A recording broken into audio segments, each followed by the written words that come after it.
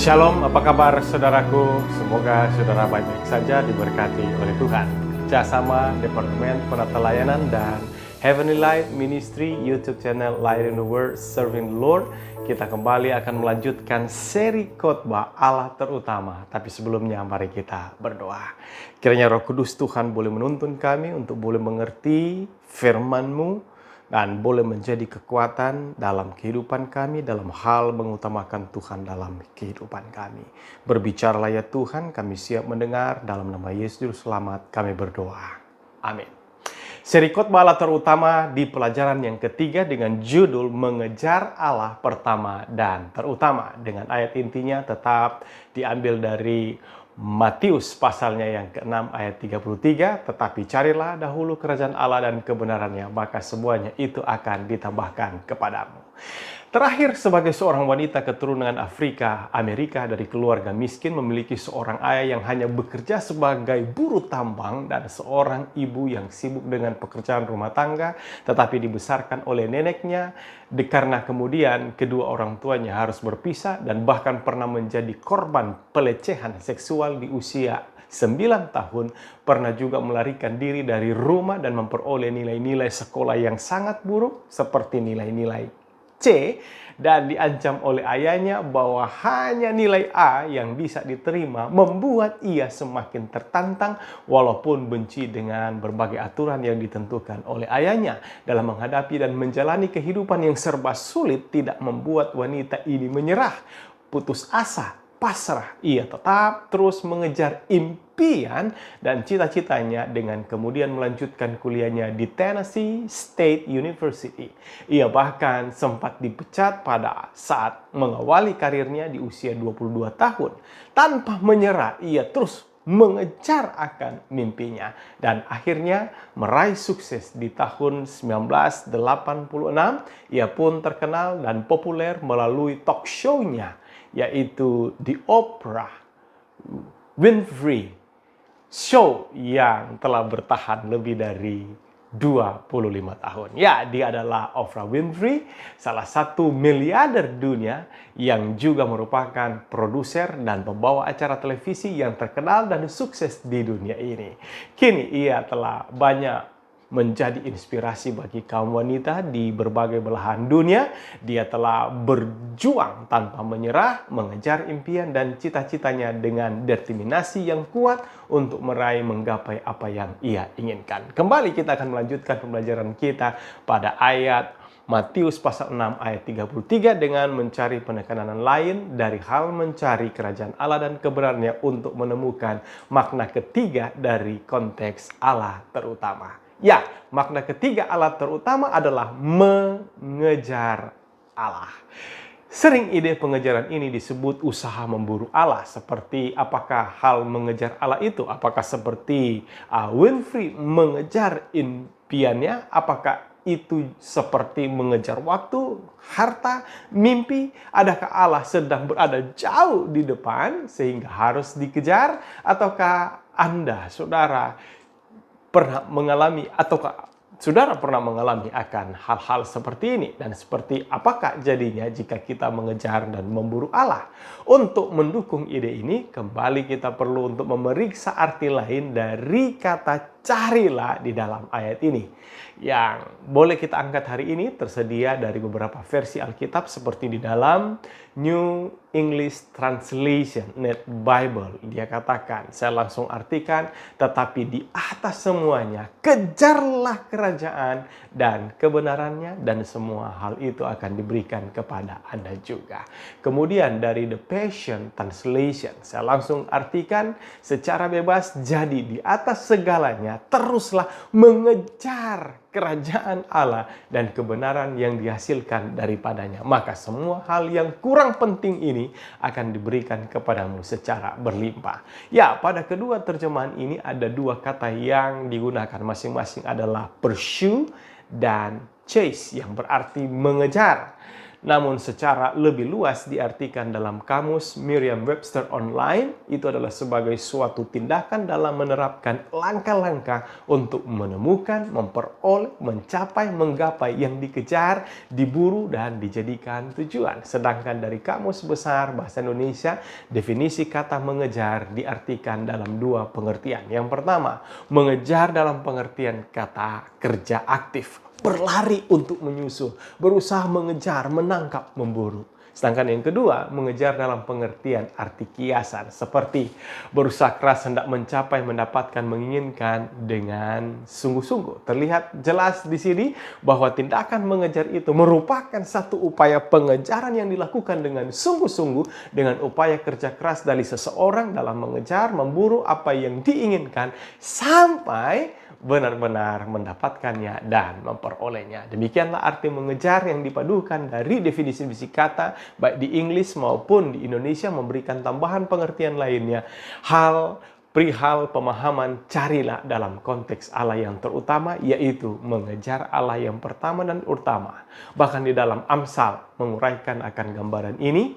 Di dalam Amsal 2 ayat 3-5 dia katakan, "Ya, jikalau engkau berseru kepada pengertian dan menunjukkan suaramu pada kepandaian, jikalau engkau mencarinya seperti mencari perak dan mengejarnya seperti mengejar harta terpendam, maka engkau akan memperoleh pengertian tentang takut akan Tuhan dan mendapat pengenalan akan Allah." Kita perlu memadukan pengertian kata yang ditemukan di sini dengan konteks Matius pasal 6 ayat 33 agar prinsip mengejar Allah yang pertama utama boleh ditemukan dengan sebenarnya. Untuk itu, kita harus kembali kepada teks ayat ini, di mana pada konteksnya ada dua hal yang terhubung, yaitu untuk mencari yang sama diterapkan kata mengejar, yakni mengejar dahulu kerajaan Allah dan kebenarannya.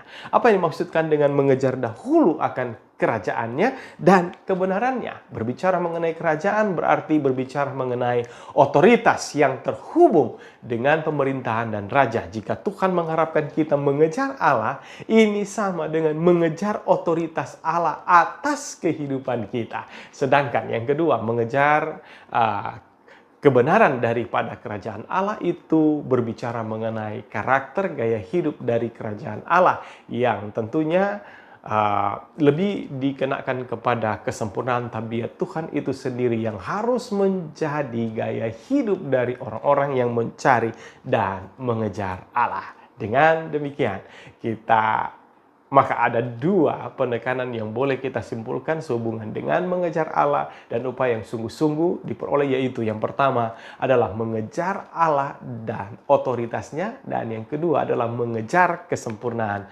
tabiat Allah. Bagaimanakah Alkitab mendukung dan menguatkan akan kedua hal ini? Kita akan dapat mempelajarinya melalui pengalaman hidup Sakeus, kemudian orang muda yang kaya, dan pengalaman daripada Rasul Paulus. Yang pertama, Sakeus. Melanjutkan kisah Sakeus pada pelajaran pertama dan yang kedua, pelajaran sebelumnya, maka pada bagian ini kita akan melihat bagaimana ia sungguh-sungguh mengejar apa yang sebelumnya dia inginkan dalam mewujudkan apa yang sudah lama diharapkan, didambakan, dirindukan. Maka ketika kesempatan itu datang, dia langsung bergegas mencari Yesus. Dalam upaya mencari Yesus, Injil Lukas menyebutkan bahwa ia berusaha untuk melihat orang apakah Yesus itu. Lukas 19 ayat 3. Tetapi tidak semudah yang ia pikirkan. Ia sekarang menghadapi rintangan dari luar dan dalam tubuhnya. Rintangan-rintangan ini sejatinya berpotensi menutup peluangnya untuk berjumpa dengan Yesus. Tetapi dia tidak mau menyerah. Ia tetap berusaha ingin melihat apa yang sudah lama ia mimpikan. Yesus tinggal berjarak kurang lebih 30-50 kilometer daripadanya. Sekaranglah waktunya, sangat dekat. Semakin besar keinginan dan kerinduannya untuk bertemu. Ia pun bertekad, Yesus harus dijumpai apapun penghalangnya. Tetapi bagaimana ia harus melewati semua rintangan ini? Ingat, Sakeus adalah seorang pemburu Allah sejati. Ia tidak akan menyia-nyiakan kesempatan yang sudah dia miliki ada di depannya. Ia sedang mengejar Allah. Ia pun yakin akan hal ini, dan Tuhan memberkati upayanya, sebab Allah tidak pernah melewatkan satu jiwa yang ingin melangkah datang dekat kepada Tuhan.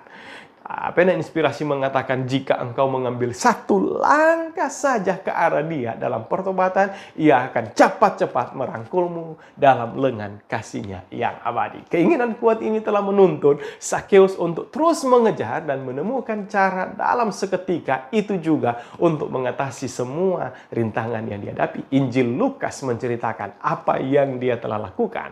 Maka berlarilah ia mendahului orang banyak, lalu memanjat pohon ara untuk melihat Yesus yang akan lewat di situ. Ayat 4. Dalam hal ini Ellen White mengungkapkan jalan-jalan penuh sesak dan Sakeus yang kecil perawakannya tidak dapat melihat apa-apa di tengah orang banyak itu. Tidak seorang pun mau memberi jalan baginya. Sebab itu dengan berlari sedikit mendahului orang banyak, di mana sebatang pohon ara yang bercabang lebar menaungi jalan, pemungut cukai yang kaya itu memanjat supaya ia duduk di dahannya. Dari tempat mana ia dapat memperhatikan arak-arakan itu bila melewatinya. Orang banyak itu semakin dekat akan melewatinya dan Sakeus menatap dengan mata yang penuh kerinduan. Ini pelajaran yang pertama, saudara ya. Hendak melihat seorang yang ingin dilihatnya. Apa yang Sakeus lakukan dalam mengatasi rintangannya dilakukan dengan dua arah pergerakan, yaitu pergerakan maju ke depan dan bergerak naik ke atas. Ini adalah suatu hal yang luar biasa. Hampir tidak dapat dipercaya bagaimana ia berhasil melakukannya. Ia harus berlari mendahului kerumpunan orang-orang banyak itu dan menunjukkan suatu usaha ekstra untuk bisa memutar arah dan kemudian bisa berada di depan dari rintangannya. Berlari sedang menggambarkan arti sebenarnya perihal mengejar. Sakeus sedang berlari mengejar Allah. Dan untuk memastikan pengejarannya tidak hanya sampai di situ usahanya. Keputusan untuk bergerak naik ke atas pohon adalah unik. Tapi justru ke atas sanalah pandangan Yesus dan orang banyak tertuju. Ya, di atas pohon itulah matanya dan mata juru selamatnya bertemu. Ini adalah momen terindah, sudah lama dinanti-nantikan. Kini Allah menjawab keinginan dan kerinduannya. Oh, ternyata tidak hanya melihat saling tatapan, tetapi seperti membangunkan dia dari lamunan sukacitanya. Ia terkejut dengan suara merdu Yesus yang langsung menyapa. Dengan namanya sendiri, Yesus memanggil, Sakeus. Ya, sungguh mengejutkan, tidak terbayangkan. Apakah saya salah? Apakah saya yang dimaksudkan? Atau orang lain? Dari mana ia tahu namaku? Ini mungkin menjadi pikiran Sakeus. Oh, Yesus mau menumpang di rumahku? Bagaimana mungkin? Sakeus pun menyadari. Demikianlah sebuah pengejaran yang berujung dengan sukacita yang tak akan terungkapkan dalam suasana yang mengharukan. Pada akhirnya Sakeus pun bertemu muka dengan Yesus Juru Selamatnya. Lalu Sakeus segera turun dan menerima Yesus dengan sukacita. Di ayat 6 dari pasal 19 buku Lukas, Injil Lukas. Kemudian yang kedua, orang muda yang kaya juga mengejar Allah. Ketika Yesus mulai berangkat untuk meneruskan perjalanannya, tiba-tiba ada seorang pengusaha muda yang kaya datang kepadanya dan bertanya bagaimana ia dapat memperoleh hidup yang kekal. Kerinduannya begitu mulia. Sangat jarang ditemukan untuk anak-anak muda hari ini melakukan niat yang sama dan ditunjukkan di depan umum. Injil Markus menunjukkan motif anak muda kaya ini dengan menggunakan beberapa kata yang cukup signifikan menegaskan bahwa ia sedang berupaya mengejar Allah dan hidup kekal yang dia tanyakan. Jika perhatikan kata-kata seperti berangkat, datang, berlari-lari, berlutut, bertanya. Semua kata-kata ini menggambarkan betapa seriusnya dan sungguh-sungguh ia mengejar dan menginginkan apa yang diharapkan. Pada posisi Yesus yang sedang berangkat untuk meneruskan perjalanannya, di saat yang sama anak muda ini berlari-lari hendak menemuinya. Ia sedang menunjukkan bahwa ia sedang mengejar Yesus pada saat itu. Kita sepatutnya memberikan apresiasi setinggi-tingginya atas usaha tersebut. jika bukan karena kesungguh-sungguhan hatinya, serta keinginan, kerinduan yang kuat dan tentunya sangat mendesak dan penting, tidak mungkin seorang yang kaya berpengaruh pula harus berlari-lari mengejar di siang hari. Dan kalau bukan seseorang yang amat mendesak, mengapa ia menyusahkan diri dengan tindakan tersebut? Pada bagian awal alur dari kisah ini, kita menyimpulkan bahwa pemuda kala itu adalah pribadi yang selama ini dicari-cari oleh Yesus. Mengapa? Sudah lihat, ia memenuhi semua kualifikasi seorang murid. Ia adalah seorang yang menunjukkan keseriusan dalam mencari Yesus. Ia adalah seorang yang peduli dan menaruh minat terhadap hal rohani. Karenanya ia menanyakan tentang bagaimana memperoleh hidup yang kekal. Ia juga adalah seorang yang menguasai dan taat akan hukum Allah semenjak dia masih kecil. Ya, dan ini adalah sungguh sempurna. Tetapi berbeda dengan pemandangan kita, Yesus yang mengetahui kedalaman hati tiap-tiap orang memandang dia dan menaruh kasih padanya, lalu berkata kepadanya, Markus 10 ayat 21, hanya satu lagi kekuranganmu. Pergilah, jualah apa yang kau miliki dan berikanlah itu kepada orang-orang miskin, maka engkau akan memperoleh harta di sorga. Kemudian datanglah kemari dan ikutlah aku. Rasanya dengan kesungguh-sungguhan dan niat baik, tidak ada satupun yang dapat menggagalkannya dalam upaya mengejar apa yang dia inginkan. Tetapi sangat disayangkan dengan mendengar perkataan Yesus itu.